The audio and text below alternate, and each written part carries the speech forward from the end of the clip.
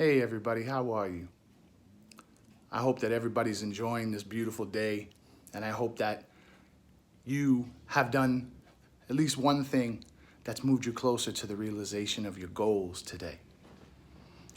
So I was sitting here creating some music, and the thoughts been kind of ruminating in my mind about the constant discussion that goes on, sometimes between musicians and sometimes between musicians and other creatives, about how music is created. Now, my comments are in no way meant to criticize any art form. My comments are born today out of a genuine curiosity and also respect for so many of the styles of music that sometimes catch a really bad rap, right? I grew up with hip hop. I grew up with rock music, pop music, music from around the world. You know, I was a big NPR kid. I listened to NPR. So NPR, before I had jazz records in my collection, NPR was where I listened to jazz, where I listened to symphonic music, where I started to listen to a show way back in the day. It was called Jazz Safari by a now friend of mine, Kari and Jiri, at a New England Public Radio. And he used to also use a syndicated show, Afropop Worldwide, and the host was Josh Collinet or something like that, I think. I was exposed to all this music, everything that was going on around me. So even though I've chosen the path of being a jazz musician and a composer and all of that, I love all those styles of music that influenced me. And so I was thinking about people who I see creating some really great music, employing technology, either because they don't play an instrument or because they listen to the trends and they believe that they have to create music that sounds like what they're hearing on the radio in order to be successful. And that's cool, right? That's a valid perspective. However, I often wonder, because I get into discussions with some of these creatives who are using sample packs and you know, all these types of things, the sound libraries in the DAWs that they buy. And I have a couple. I have Pro Tools and Logic. I use that, and I use technology as well when I have to. But as a composer, when I get ready to write a piece of music, if I don't know how to necessarily write for a particular instrument, it's my job to research, going into some books that I have, which will give me some information about how to phrase or about ranges or those things. And if I don't get what I need from there, then I call someone up, right? And in the age of social media, it's so easy to contact people and say, hey, listen, I'm a creative and I don't know how to write for this instrument. Would you be willing to help me?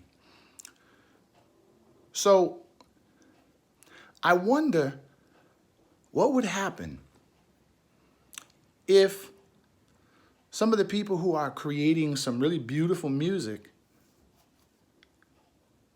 with the technology that they have would start to take the time to actually investigate how to play the music that they hear in their head.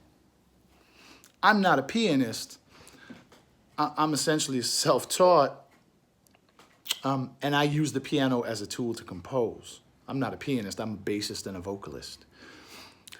However, I wanted to compose, and I realized I would have to start to really learn my way around the piano, you know, a number of years ago.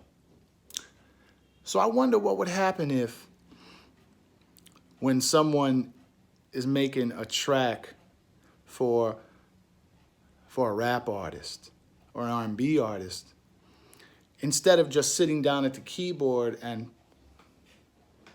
creating some approximation of what a harp sounds like, I wonder what would happen if you actually started to read up about how to write for the harp. For people who are trying to create really, really great drum tracks, you know, one of the things I hear in modern hip hop is, you know, this kind of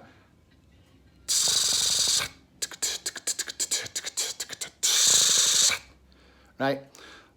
The hi-hat sound. No drummer ever that I've ever heard play spends 5 minutes playing,